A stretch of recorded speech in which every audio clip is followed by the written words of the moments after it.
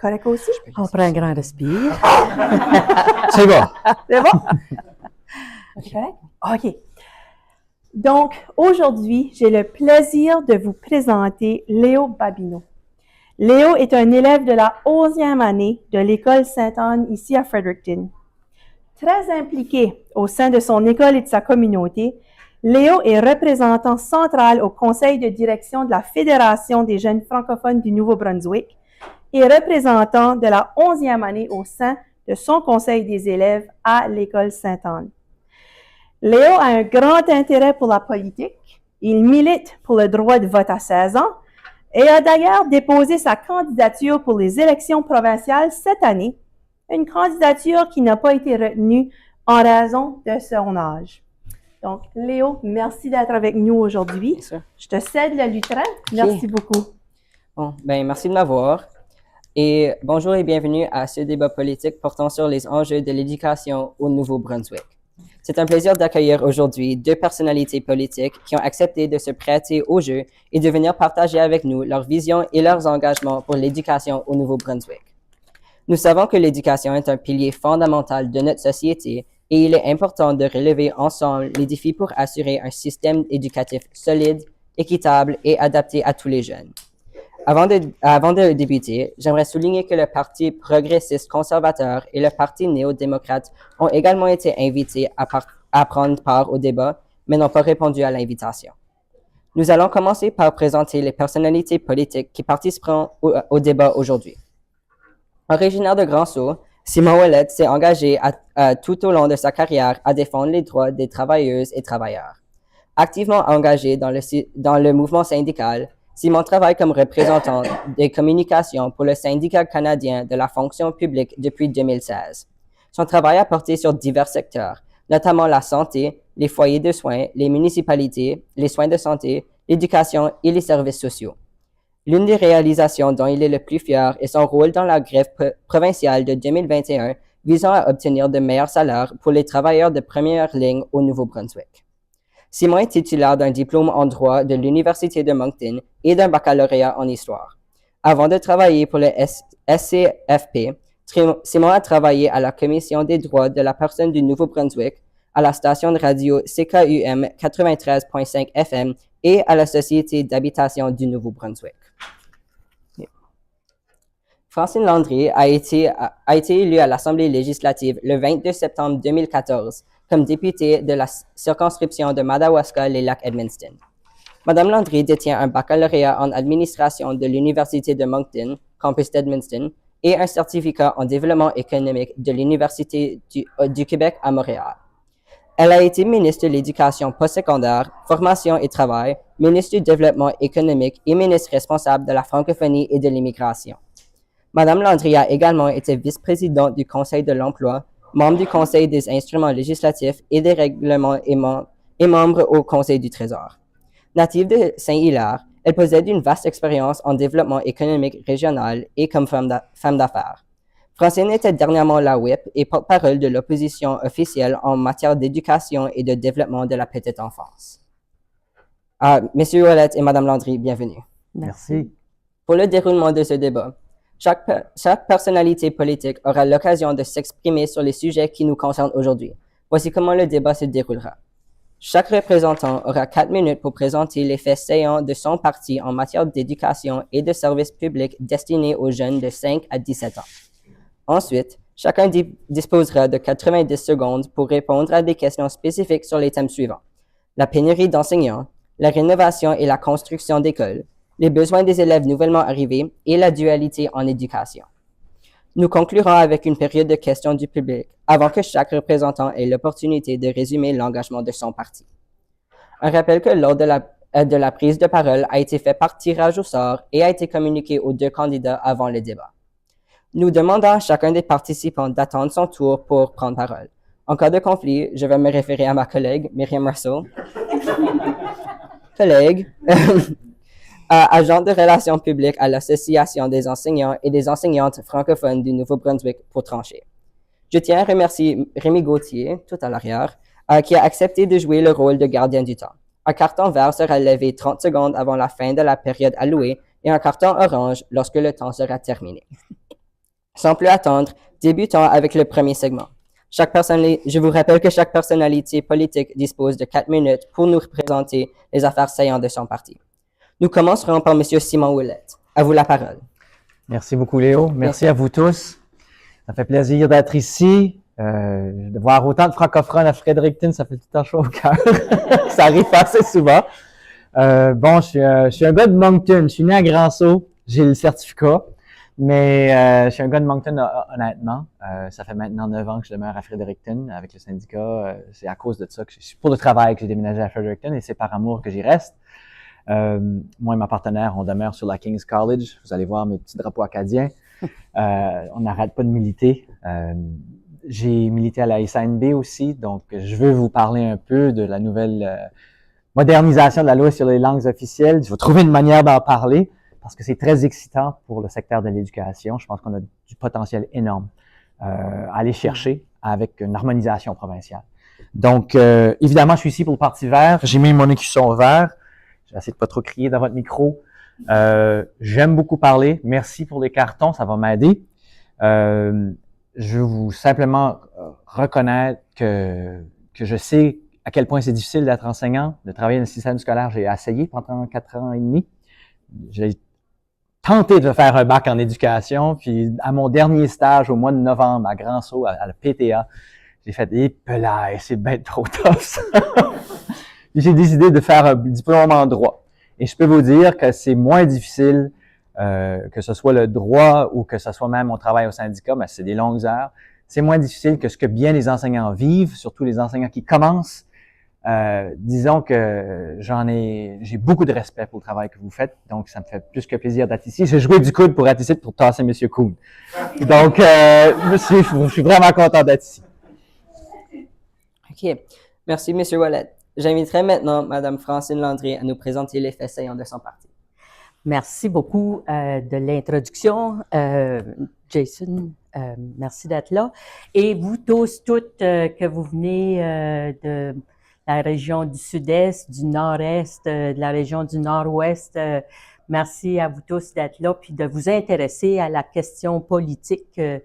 Je pense que de venir prendre le pouls des candidats, en tout cas de ceux qui sont là, ça dit beaucoup parce que vous avez un rôle tellement important à jouer dans notre société.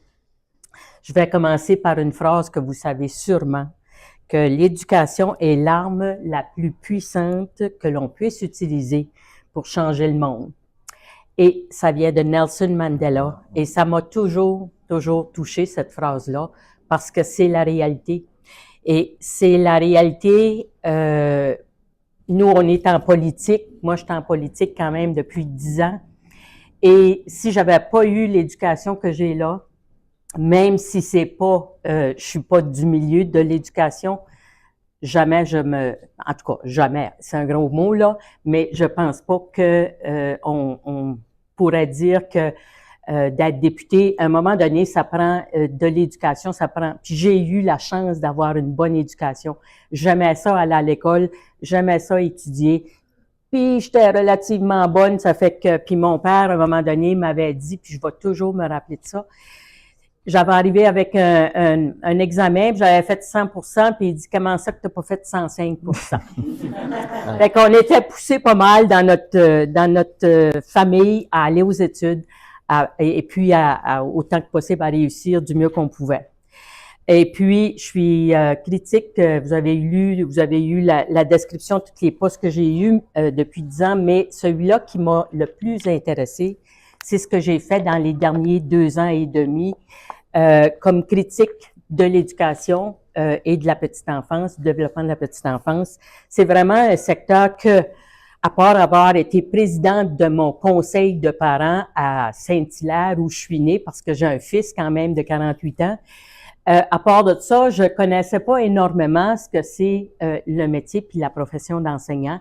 Puis même mon fils, puis j'ai des petits-enfants qui ont maintenant 22 ans. Donc, c'est un petit peu loin pour moi, mais ça m'a énormément plu de faire du travail et d'essayer de trouver comment améliorer, comment faire grandir le système d'éducation. Et puis, dans nos priorités, je vais vous les nommer rapidement, là, mais vous allez avoir accès à la plateforme. Elle a été annoncée ce matin. Le Parti libéral a une plateforme publique maintenant. Tous ces engagements sont maintenant publics. Mais la première, c'est de stabiliser les classes. La stabilité, c'est ce que j'ai entendu tout le long de ma tournée avec la chef Susan Holt. On a fait la tournée des écoles il y a quelques mois de ça. Et puis, c'est vraiment d'essayer d'amener une stabilité. Puis, je vais juste vous nommer quelques items que j'avais pris en note. Et vous allez voir que la liste est quand même assez longue pour que, justement, qu'on soit déstabilisé.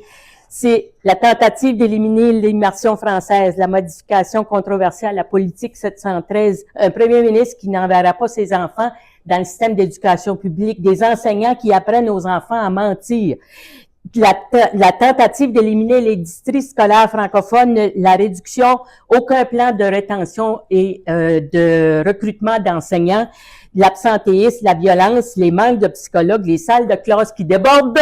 Voilà, j'étais rendue à seulement la moitié de ma liste. Donc, vous voyez pourquoi notre priorité, c'est de stabiliser le système d'éducation. OK. Ben, merci, Madame Landry. Je demanderai maintenant à M. Ouellet de nous résumer les actions mises de l'avant par son parti pour résoudre la pénurie du personnel enseignant. Vous disposez de 90 secondes. Je vais tenter aussi de compléter ma première partie. Je me suis juste présenté puis je vais parler des priorités. Donc, moi, je viens du milieu syndical. C'est clair qu'il faut améliorer les conventions collectives avec les enseignants. On doit mettre fin aux tiers qui existent en ce moment dans vos contrats, surtout pour ceux qui commencent. Donc, si on veut parler d'amélioration, de rétention, de recrutement, je veux mettre le focus sur la rétention. Il faut améliorer les conditions de travail immédiates. Si on n'est pas capable de garder les enseignants qu'on a tout de suite, ça sert à rien qu'on commence à en pelleter d'autres dans le système qui marche pas. Donc, il faut aller voir immédiatement, il faut travailler avec la fédération, il faut travailler avec les associations. Je confonds souvent les deux, mais franchement, la dernière ronde de négo n'était pas satisfaisante. Je pense que certains de vos membres ont eu cette opinion-là, puis moi, en arrière, je vous encourageais. Je pense qu'on est capable d'aller plus loin avec un gouvernement qui a des valeurs progressistes, qui reconnaît l'éducation comme projet de société. Donc, rétention, recrutement. Recrutement, faciliter l'entrée au niveau universitaire. Il faut aussi faire en sorte que le milieu de travail soit plus agréable parce que la charge de travail que les enseignants ont est déraisonnable, que ce soit les corrections, que ce soit la surveillance lors du dîner. Comme syndicaliste, je trouve qu'il y a tellement de choses à améliorer là. Et ça, c'est une de nos grandes priorités, puis je vais manquer de temps. Mais je vais trouver une autre manière de me rattraper sur la prochaine. Ça va vite. Oui. Merci, M. Ouellet. J'inviterai maintenant Mme Francine Landry à nous présenter les faits saillants de son parti. Parfait. Donc, on veut parler de recrutement et la pénurie d'enseignants. Et je veux vous dire que les deux autres principales engagement de notre parti, c'est de nourrir les enfants et de veiller à ce que les élèves s'épanouissent dans la salle de classe. Et sur ce, je vais tout de suite passer à résoudre la pénurie d'enseignants. On pense, notre parti, que c'est une des solutions à apporter pour stabiliser le système. Quand j'ai parlé de déstabiliser, comment le système d'éducation est déstabilisé. Donc, faut revaloriser les enseignants pour rendre la profession plus attractive. Reconnaître votre importance, non seulement dans l'école, mais dans les communautés où vous travaillez. D'alléger vos tâches d'enseignants pour tout ce qui est non de l'enseignement, c'est-à-dire de l'administration, de la gestion, des tableaux à rentrer, de faciliter également l'accès à la profession pour de nouveaux candidates, notamment à travers des incitatifs pour attirer des nouveaux talents, et améliorer les conditions de travail, meilleur environnement de travail, une qualité d'air meilleure et d'eau, là, puis regarder la question de la composition de la classe.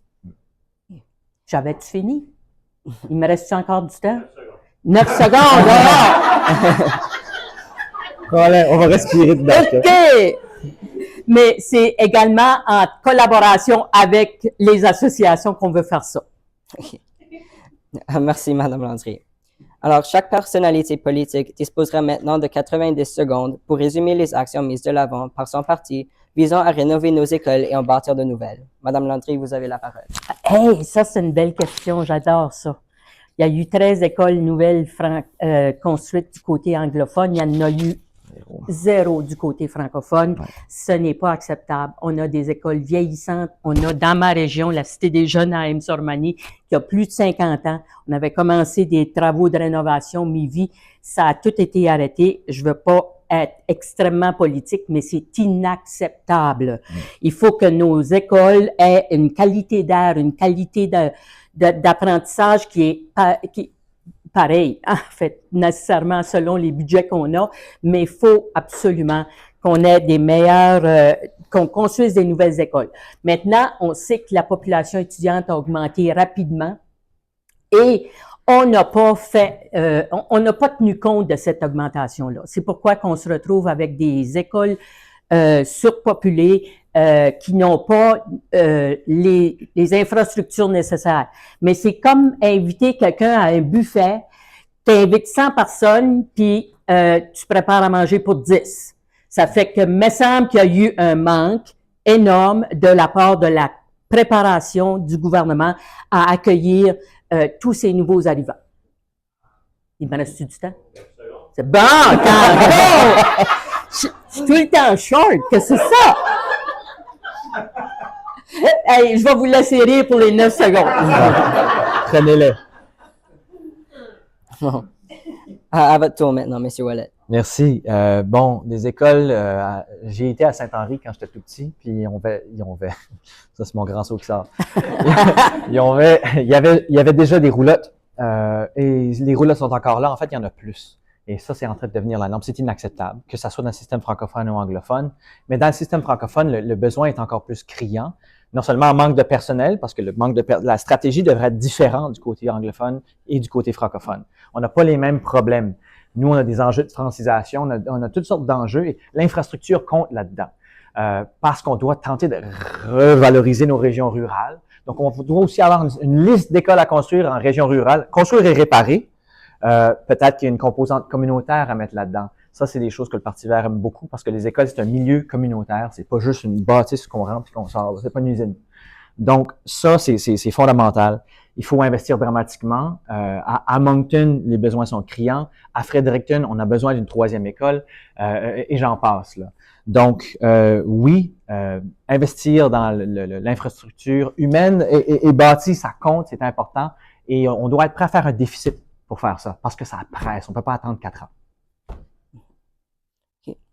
Merci, M. Wallet. Et si je peux ajouter ma propre perspective, je sais qu'à mon école, on a bâti des roulettes et que maintenant, les labos sont utilisés comme salle de classe à tout temps aussi.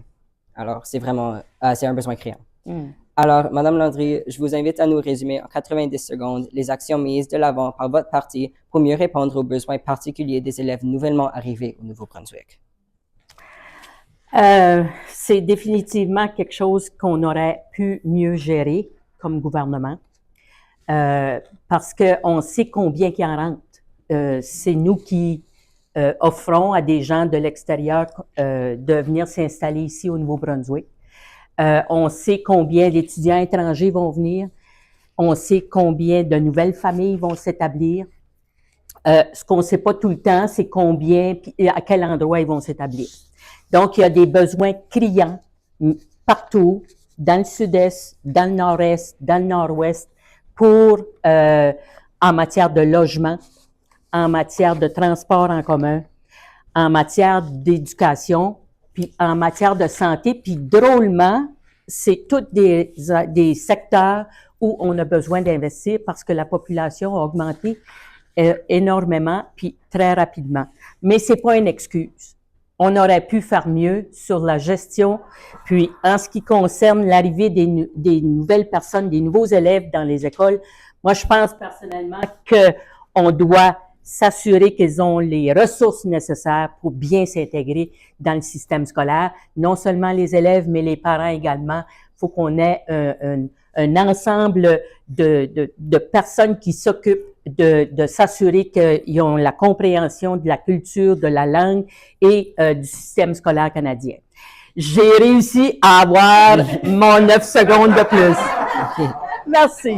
Merci. Monsieur Ouellet, à vous de nous résumer les actions de votre parti. Bon, ça fait des années et des années que l'AFNB demande un changement de la formule de financement des écoles. On fait ça par tête de pipe encore et on ne reconnaît pas la mission culturelle et sociale que réalise l'école et le personnel enseignant dans un milieu minoritaire. Donc ça doit être réglé tout de suite. Je comprends qu'il y a eu une entente hors cours qui a été négociée, mais elle doit être bonifiée. Et là-dedans, on va chercher l'argent du fédéral parce qu'on a une nouvelle loi sur les langues officielles qui inclut des obligations positives. Et ces obligations positives-là, eh bien, il faut l'harmoniser au niveau provincial. Il faut mettre notre part. Donc, la province a un rôle important à jouer. Il y a l'argent du fédéral qu'on va pas chercher en ce moment pour faire la francisation des nouveaux arrivants. On a voulu ouvrir les vannes de l'immigration. Moi, je suis pour ça. Il faut qu'on ait les ressources pour réussir. Moi, ma copine vient du Venezuela. J'ai appris l'espagnol. Elle apprend le français. Mais ça se fait tellement difficilement si on n'a pas un milieu scolaire communautaire pour accompagner tout ça. Donc, moi, je me dis, allons-y. On est capable d'intégrer non seulement les anglophones, mais aussi les nouveaux arrivants. Tant que notre école reste francophone puis qu'on a notre propre système à nous, il y a du beau travail à faire du côté anglophone pour pas qu'on vienne prendre leur charge. C'est un problème en ce moment. Je veux dire, il faut aussi réfléchir. C'est pas n'importe où est-ce que les nouveaux arrivants s'intègrent. Pourtant, encore ma partenaire est urbaniste de formation. Quand ça vient à l'emplacement des nouvelles écoles, la province s'ingère de manière incongrue. On décide de bâtir une école à Hanwell plutôt qu'à Fredericton. Enfin, il faut collaborer. C'est pas long. Vous nous faites mal avec 90 minutes. C'est vraiment cruel. C'est pas un débat, c'est une session de torture. Voyons donc. Je ne suis que le messager. Bravo. C'est correct. Ça du bon travail. Faut bien les dompter une fois de temps en temps. Je dirais, hein? Merci. J'inviterai maintenant Mme Francis Landry à nous résumer les actions mises à l'avant par son parti pour mieux répondre aux exigences de la dualité en éducation et aux attentes de la communauté francophone en matière de gouvernance en éducation. Parfait. C'est une belle question. C'est une question qui tombe profondément dans mes valeurs. La dualité est là, elle est là pour rester. Maintenant, comment on la met davantage en valeur? Moi, notre parti est pour la diversité linguistique. On a l'avantage d'avoir une province, la seule du Canada, j'ai répété ça, mais qui est bilingue. Maintenant, il faut que chaque enfant du Nouveau-Brunswick apprenne à parler français, apprenne la culture de l'autre et qu'on devienne une seule province et non pas deux. Puis c'est pas en ayant un seul système d'éducation qu'on va faire ça, mais il faut continuer à apprendre l'un de l'autre. Vous travaillez fort, les parents, les enseignants, les organismes comme le vôtre. Chaque enfant du Nouveau-Brunswick a la possibilité, comme j'ai dit, de maîtriser les deux langues officielles. Tous les cours de français sont utiles. Il faut tout simplement recruter davantage d'enseignantes dans le secteur francophone pour que autant ces professionnels-là soient dans le secteur francophone, mais qu'ils aient une chance et qu'ils aient l'opportunité d'aller éduquer nos petits anglophones dans le système anglophone. Il me reste-tu 9 secondes, là? Je pense pas, hein? Je vous dis bravo mais la question de la gérance aussi est importante et les districts scolaires ont beaucoup à faire à ce niveau-là. Merci. Je cède maintenant la parole à M. Simon Ouellet. Donc, la dualité, ça se fait pas sans ressources. C'est pas avec des affiches qui disent « parlons français » qu'on parlera plus français. Un peu d'affichage extérieur, oui, ça c'est pour les municipalités, mais c'est en reconnaissant que le phénomène linguistique, l'Acadie, là, c'est pas une question d'individu, c'est une question de collectif. Et l'école, et c'est peut-être ce qui nous différencie des libéraux et des autres partis, c'est que nous, on voit la question francophone comme, je veux dire acadienne, parce que pour moi, être acadien, qui parle français au Nouveau-Brunswick? OK? Je vois la mission culturelle que porte l'école comme une mission très, très lourde, mais qu'on réussit à accomplir malgré tout. Il faut juste mettre plus de ressources là-dedans. Puis, comme je disais, on a un partenaire fédéral qui est prêt à danser. Allons sur la piste de danse, mettons nos souliers, mais soyons sérieux. On n'est pas là pour faire un show amateur, là. On doit montrer au reste du pays comment ça se fait. Et ça veut dire changer la formule de financement, comme je l'ai dit. On peut pas faire ça juste par le nombre d'élèves parce que les défis sont pas pareils à Kedgwick, ils sont pas pareils à Moncton, ni à Fredericton. Donc, la structure des districts, honnêtement, moi, je les trouve trop grands. Je pense que si on avait plus de gouvernance locale et une meilleure autonomie des districts, on pourrait mieux accomplir toute la charge qui est mise sur nous. Mais il faut vraiment se donner le moyen de nos ambitions. Et ça prend un partenaire provincial qui est prêt à mettre l'argent là, même quand c'est pas toujours populaire avec Saint-Jean ou avec certains groupes dans notre société. Donc, il faut pas avoir peur de ce que la majorité va penser. Merci. Nous venons de terminer la deuxième partie du débat. J'inviterai maintenant les membres du public qui ont des questions pour nos deux personnes candidates.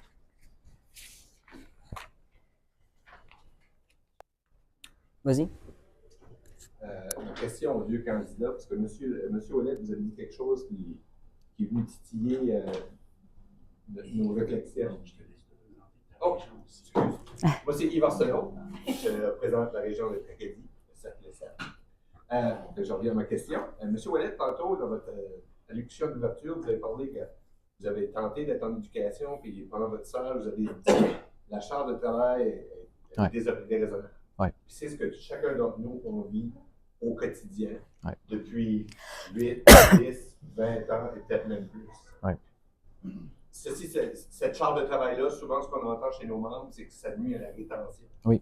Et ça nuit au recrutement.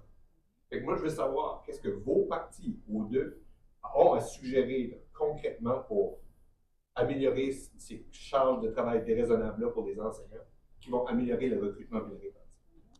Donc, il y a des choses. Là, je ne sais pas c'est quoi ma limite de temps, je suis sénère. Bon, on fait ça au pif un peu. OK.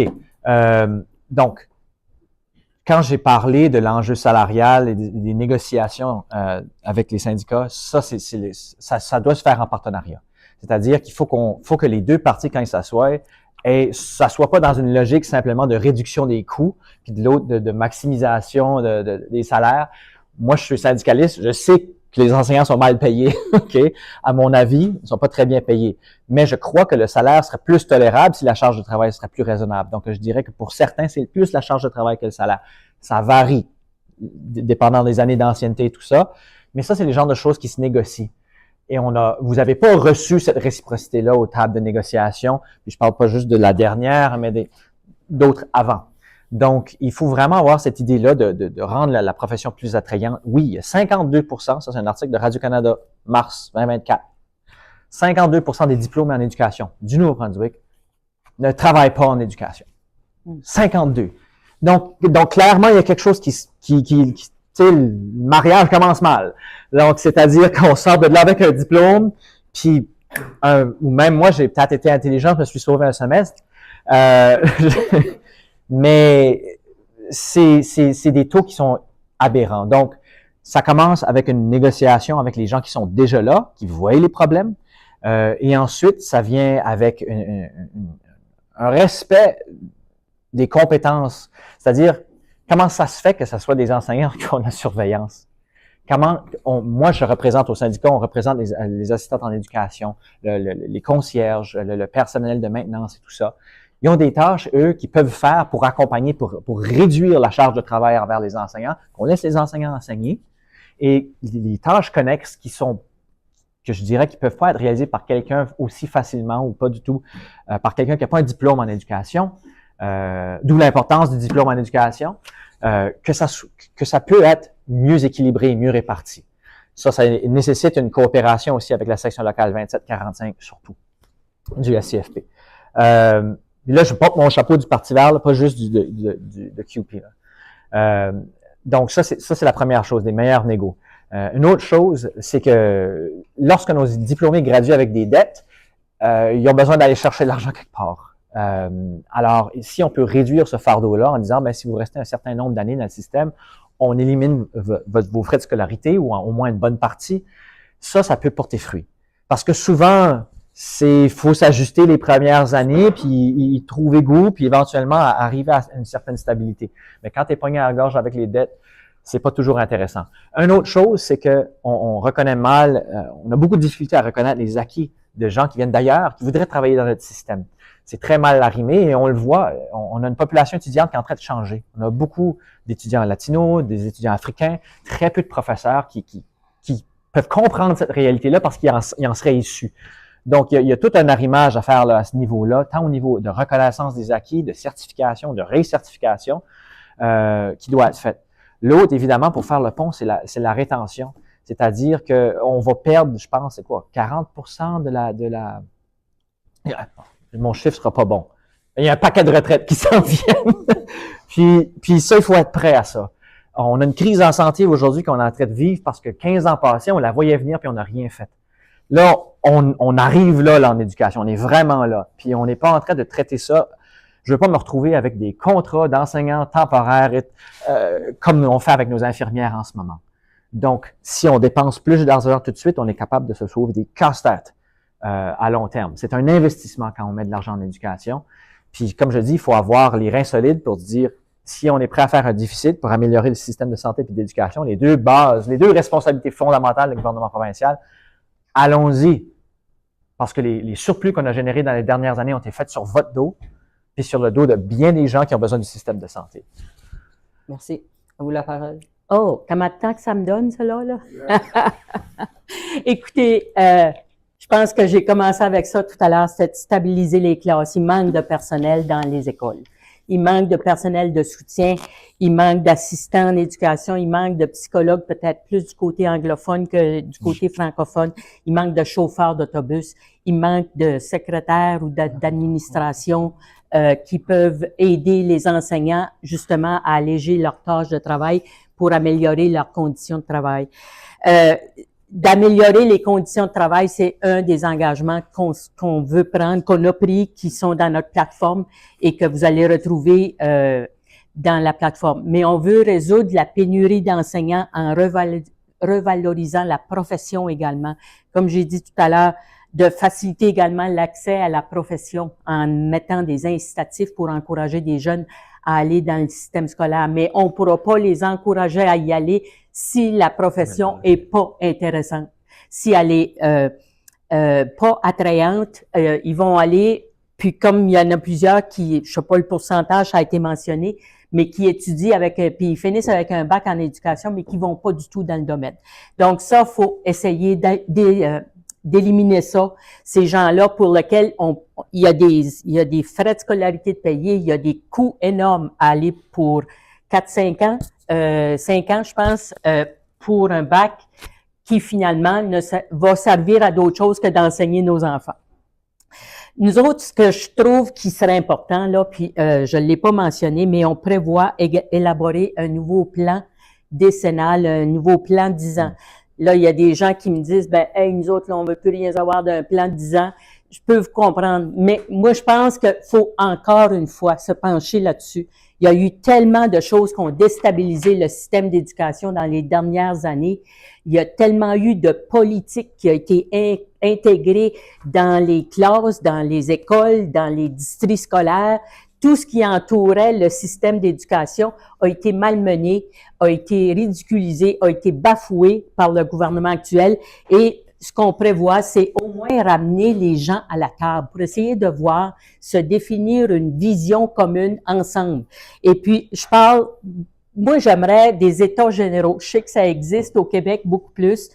Pas quelqu'un là qui va nous écrire un plan sur le coin d'une table, mais vraiment d'impliquer les partenaires qui ont des compétences, des connaissances, et ça commence par les enseignants.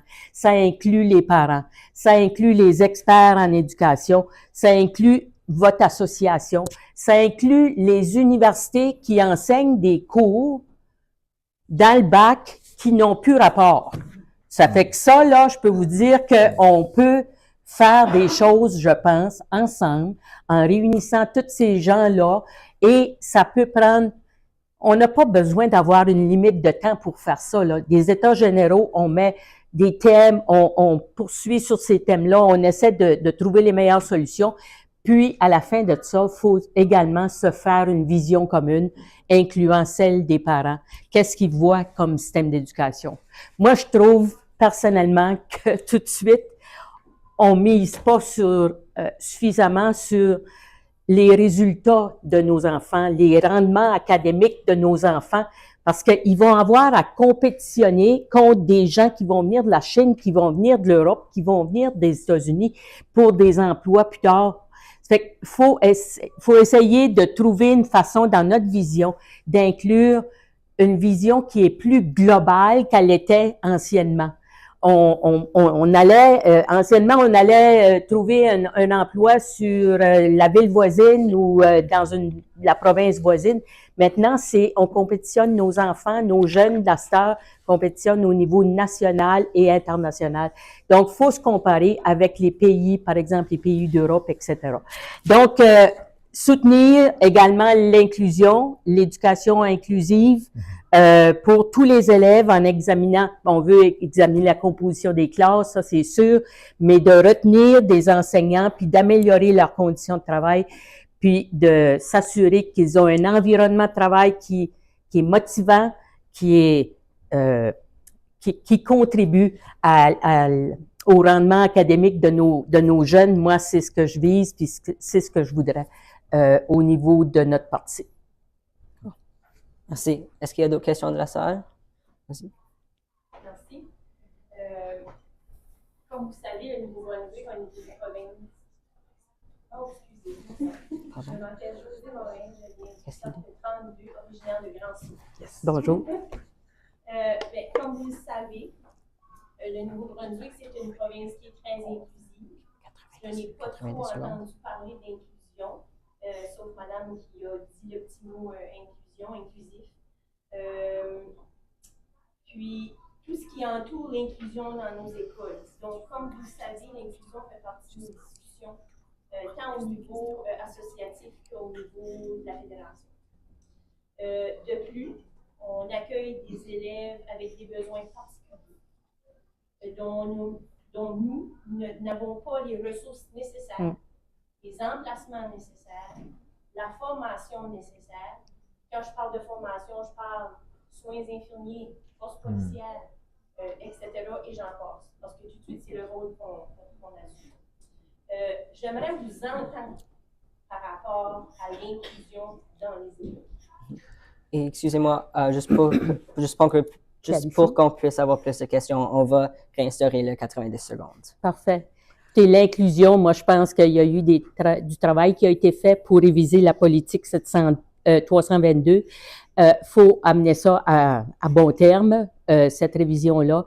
L'inclusion, c'est quelque chose que le Nouveau-Brunswick excusez, j'ai effacé le micro, que le Nouveau-Brunswick se vante d'avoir, puis c'est vrai qu'on se démarque comme province au niveau de notre politique d'inclusion. Faut continuer puis aller même au-delà de ça. Maintenant, on a des nouveaux arrivants, on a des gens qui ont des cultures différentes, qui ont pas seulement des difficultés, ben là, j'aurais peut-être pas le bon mot, là, mais physique ou émotionnel, là, je m'excuse si j'ai pas les bons termes, mais on a d'autres défis, on a des gens qui ont vécu de la violence, on a des jeunes qui ont différents niveaux de déficience, si je peux dire, il faut trouver des façons d'avoir des ressources nécessaires pour parler, puis inclure ces gens-là dans notre système scolaire. Mais ça se fera pas sans ressources additionnelles.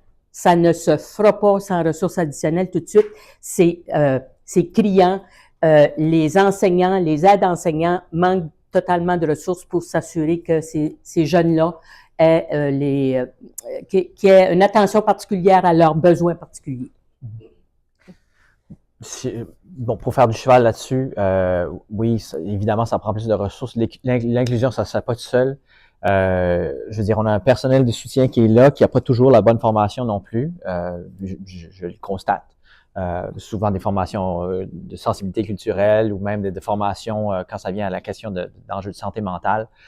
Ça nous prend des spécialistes, mais aussi des généralistes en salle de classe. L'enseignant est devenu un homme orchestre ou une femme orchestre. Puis ça, c'est la raison pourquoi moi, j'ai pas resté. J'ai dit, parce que je ne suis pas psychologue. Je ne veux pas devenir psychologue. Je vais être enseignant. Ben, je voulais.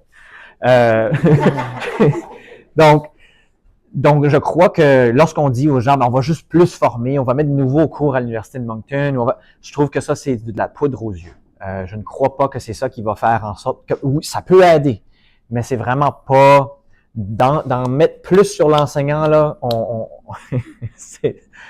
c'est vrai que quand c'est une tâche qui veut être faite, t'en demandes à la personne qui est la plus chargée, puis d'habitude, c'est elle qui va le faire. Mais c'est comme ça qu'on finit avec des taux de 2 à 3 burn-out dans une carrière. Donc, plus de personnel de soutien, oui, mais aussi du personnel de soutien qui est mieux formé et qui culturellement est plus rapproché de notre, je veux pas dire clientèle, mais de la base étudiante.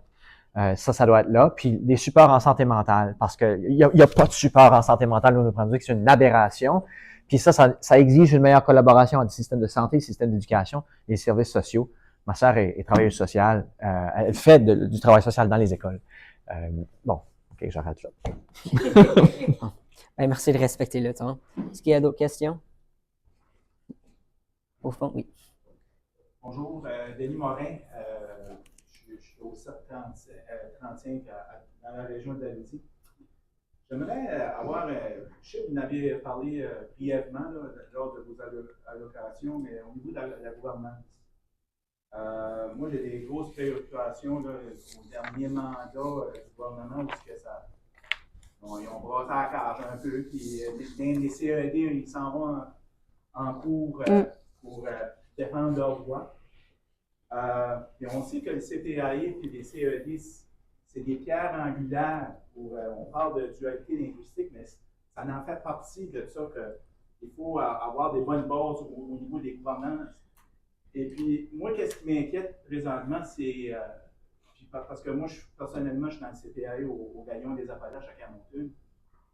Ça ne couvre pas tous les coins de rue des parents qui s'en viennent au niveau des CPAE, puis au niveau même du CED. Je suis pas mal sûr qu'il y a des postes des CED, je ne sais pas, au niveau des élections right now, qu'il manque des postes. Là. Mais comment que vous allez contribuer à favoriser une meilleure participation au niveau des parents dans la gestion locale des écoles et Monsieur Wallet? Donc, je peux y aller en termes plus larges. Nous, au Parti vert, on croit beaucoup dans la gestion locale. Et on n'a pas de gestion locale si on n'a pas de conseil de parents, si les conseils de parents peuvent seulement faire des recommandations. Puis, et puis ensuite, ça amène rien au niveau provincial. Donc, il faut avoir un respect de l'autonomie régionale. Donc, une politique communautaire scolaire pour renforcer les liens entre les écoles et la communauté, c'est dans notre plateforme. On doit renverser tout le dommage qui a été fait par les années du gouvernement Higgs, parce que là, on a tenté de dynamiter toute la structure de contrôle local et communautaire. Et ils sont pas capables de le faire du côté francophone parce qu'on est protégé par la charte. Puis c'est dommage parce que les anglophones en ont autant besoin. Donc, une révalorisation veut aussi dire, au terme des élections, qu'il faut mettre un peu de ressources là aussi, non seulement pour bien former les gens qui veulent se présenter, mais aussi rendre ça plus attrayant. Il faut que ça soit popularisé. C'est pas n'importe qui peut se présenter dans une élection. Moi, si je peux me présenter, c'est parce qu'il y a aussi un parti en arrière de moi.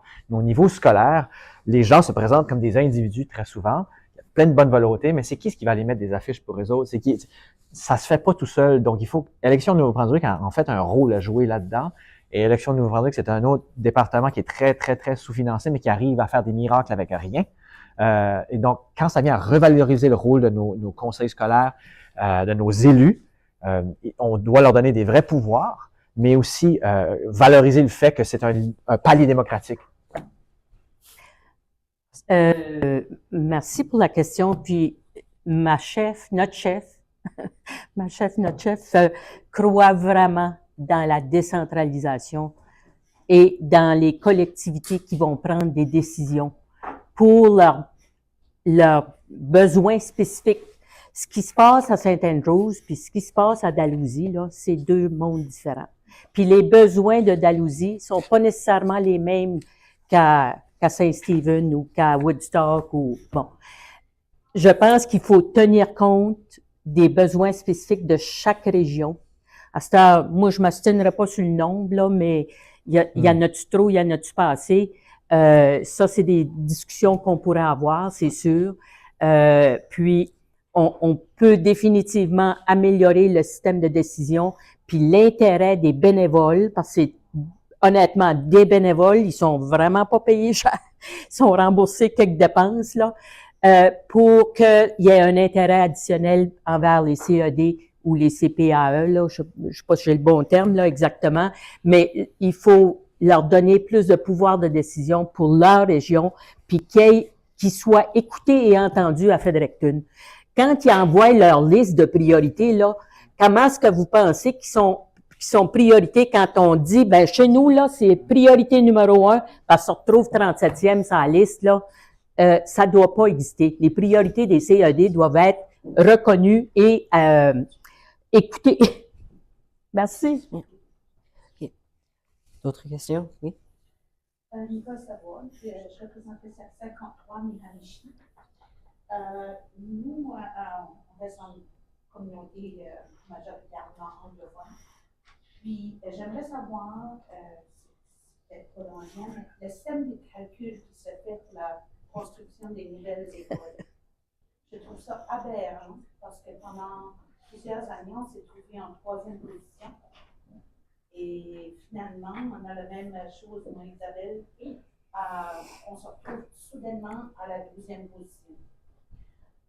Moi, comme francophone qui vient de Miramichi, j'aimerais savoir, on a un besoin criant chez nous d'une nouvelle école.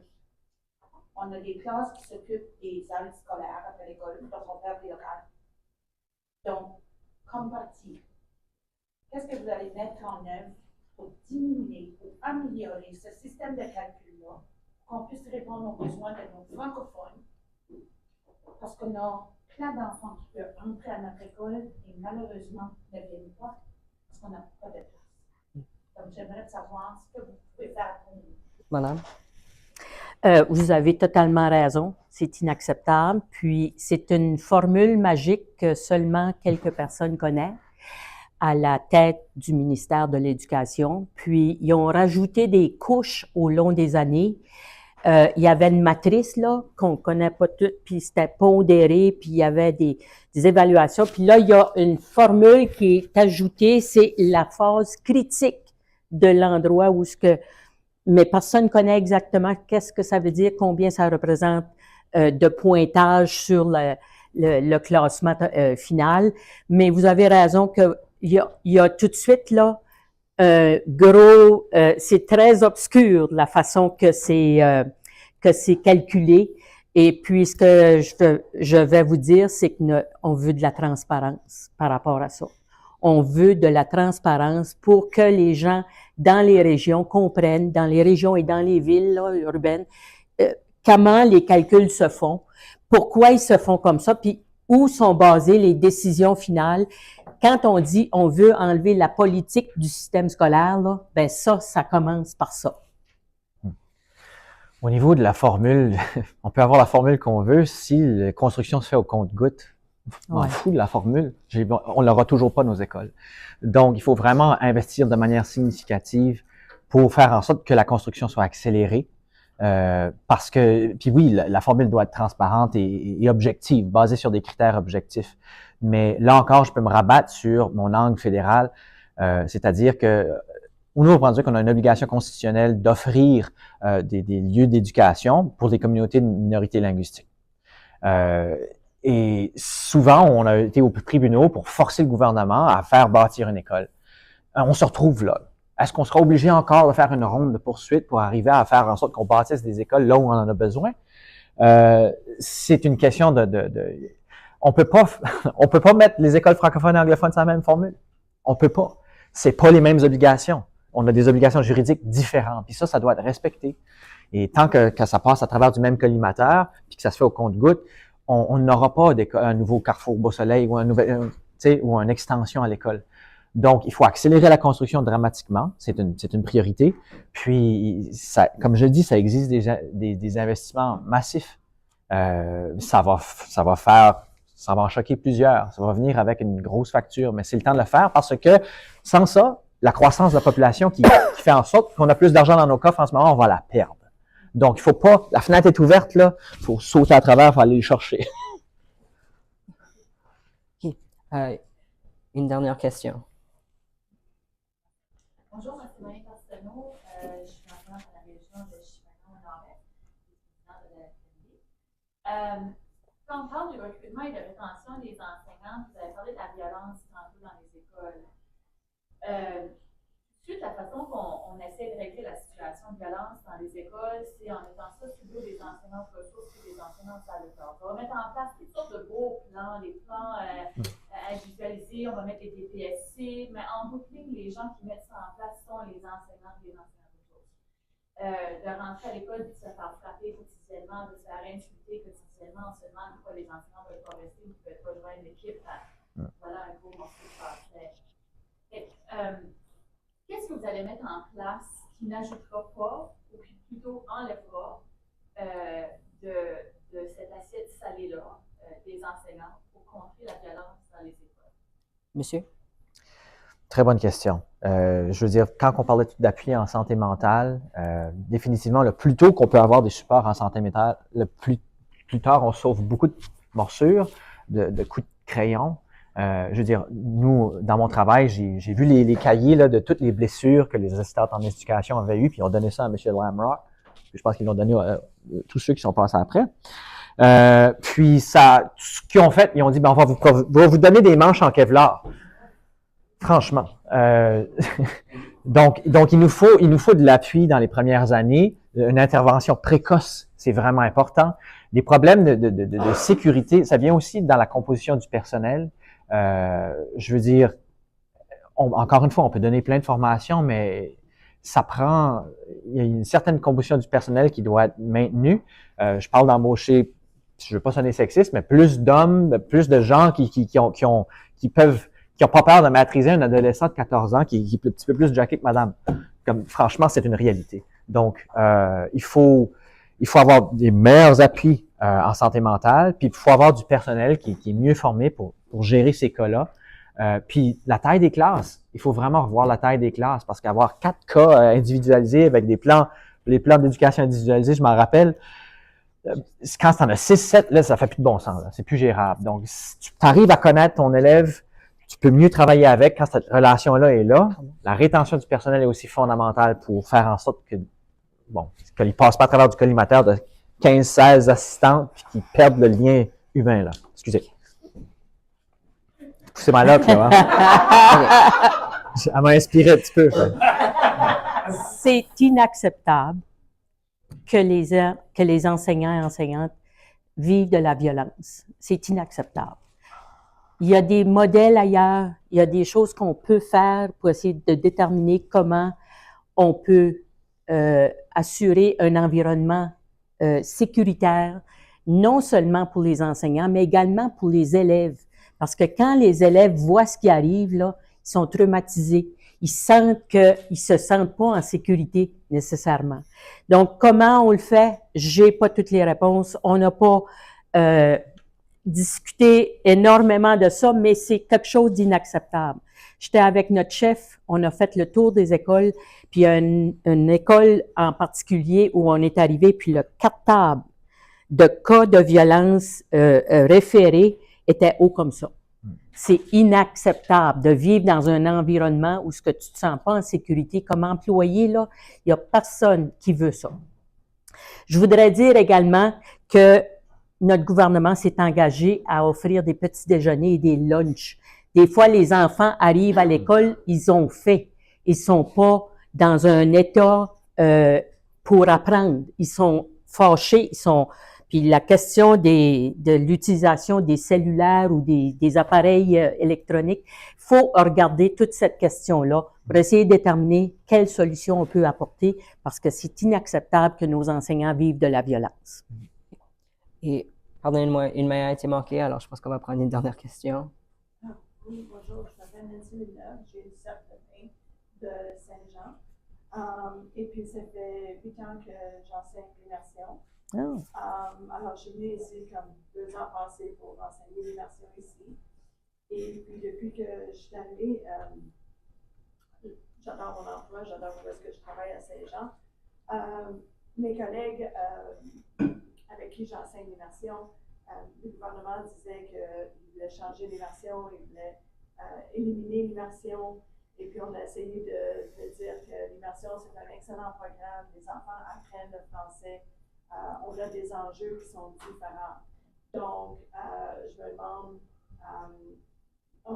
alors des enjeux différents sur le côté anglophone que le côté francophone, mais des choses qu'on peut quand même travailler, puis des choses qu'on discute aujourd'hui, certaines de ces choses nous affectent aussi. Mais je me demande, comment est-ce que vous allez approcher l'éducation pour l'immersion? Madame Landry?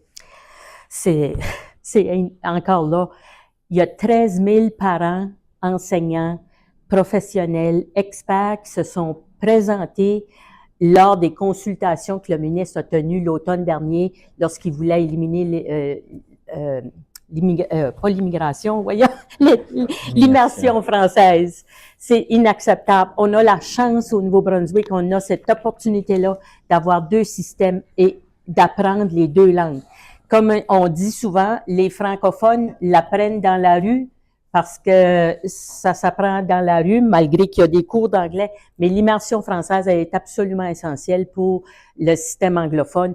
Et on s'est engagé, nous, à garder l'immersion française à partir de la première année, ainsi que plus de points d'entrée au niveau de la 6e année. Donc ça, c'est l'engagement de notre gouvernement. On peut pas lâcher le morceau, c'est ce qui fait notre distinction comme une province canadienne. On est officiellement bilingue et il faut s'assurer que chacun de nous, à la fin de nos études secondaires, qu'on apprenne et qu'on puisse parler et converser en français. Le système anglophone, j'ai un agenda secret. Mon agenda secret, c'est de faire en sorte que le système anglophone peut être beaucoup plus francophone qu'il l'est tout de suite. Si on veut une province où on a un réel respect des deux communautés linguistiques, il y a du travail sérieux à faire d'un côté, et encore là, le fédéral doit être un partenaire. J'ai été chercher ça dans mes devoirs. Quand on parle de la loi modernisée, on dit désormais les institutions fédérales doivent prendre des mesures positives, et ça implique du financement, en vue de favoriser le développement et l'épanouissement des communautés francophones et anglophones, et de promouvoir la pleine reconnaissance et l'usage du français et de l'anglais dans la société. Mais promouvoir et d'avoir des mesures positives pour la pleine reconnaissance de l'usage du français, ça se fait aussi à l'école anglaise. Et en ce moment, on l'a un peu, mais je trouve qu'on n'a pas assez, c'est pas assez précoce. Vraiment l'immersion la plus précoce qu'on peut aller chercher, le mieux, et une immersion qui n'est pas vidée de son contenu culturel non plus. C'est-à-dire qu'on parle des artistes acadiens dans les écoles anglophones, qu'on parle des gens de chez nous, pour qu'ils puissent se rapprocher de nous, parce que ce travail-là, dans les écoles francophones, se fait bien, mais tu sais, les anglophones n'ont pas l'équivalent d'accro de la chanson. Pourquoi on n'a pas un concours d'anglophones qui apprennent à chanter en français? Je veux dire, donc, là, je m'en porte, puis c'est pas dans notre plateforme, mais au Parti vert, sachez qu'on est très sensible à ça. La question francophone, moi, je me présente comme francophone dans une région anglophone, avec ma mission secrète, très peu cachée, de franciser le système anglophone. Okay. Oui. Merci à chacun de nos invités d'avoir partagé leur plateforme concernant l'éducation et les enjeux scolaires au Nouveau-Brunswick. Je pense qu'on a tout beaucoup appris.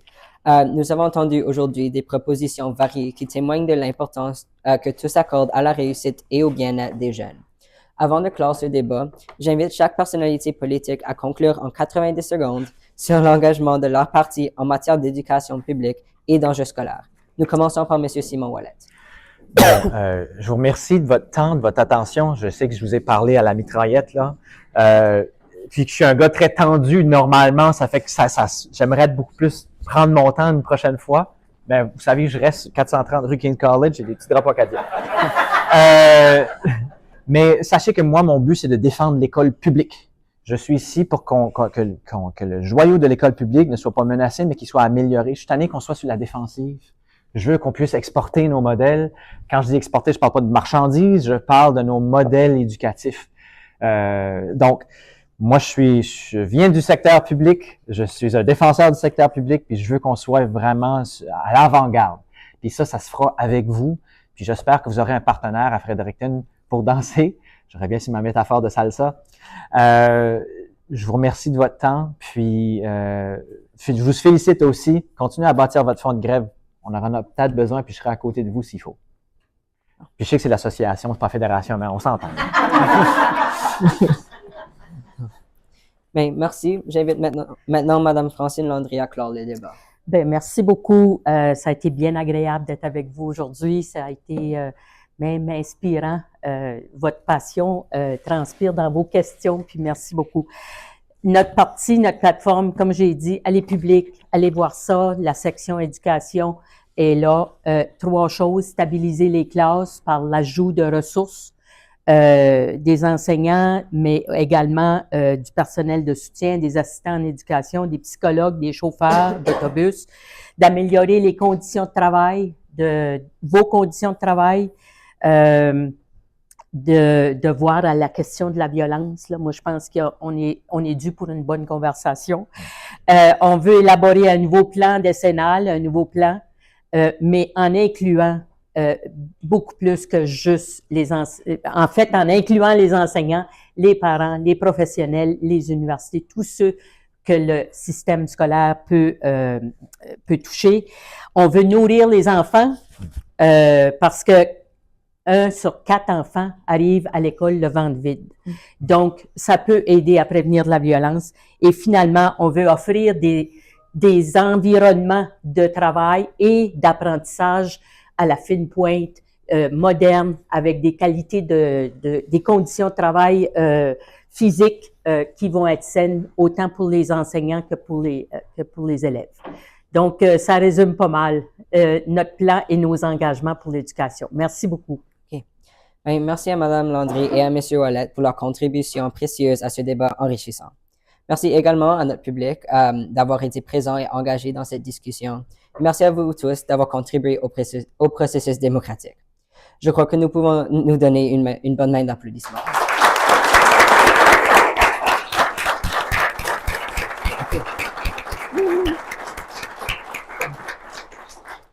Nous invitons maintenant la présidente de l'AFNB, Mme Stéphanie Babineau. Stéphanie Landry, c'est une de mes profs.